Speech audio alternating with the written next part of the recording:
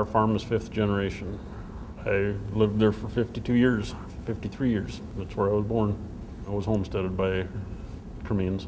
We had a storm go through on July 1st, and we were out without power for 2.5 days. It covered a big area.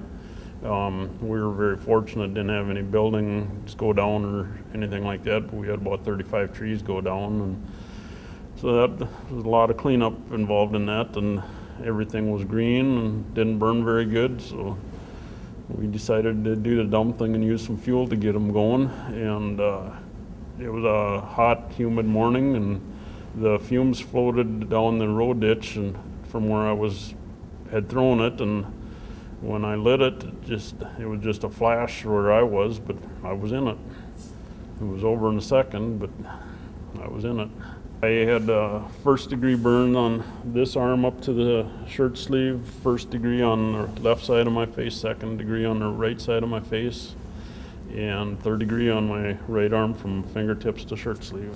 I was in the hospital for 8 days, and then came home for a week, and then went back for skin grafting.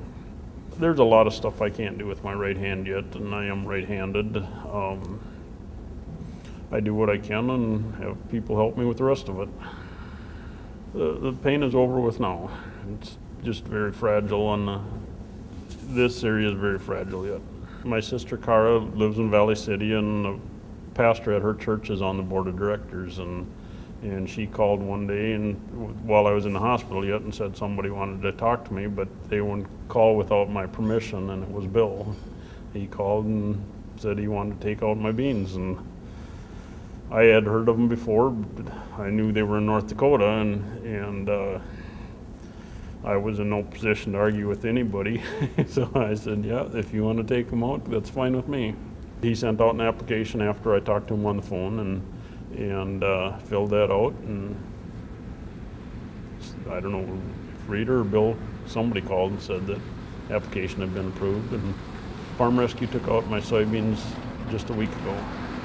The volunteers came in 2 groups. The first day it was Gene and Charlie, and the second day Bill himself came, and Dave and Dale. They were very fun. We really enjoyed having them there. They did a very good job in the field and in the kitchen. They ate pretty good.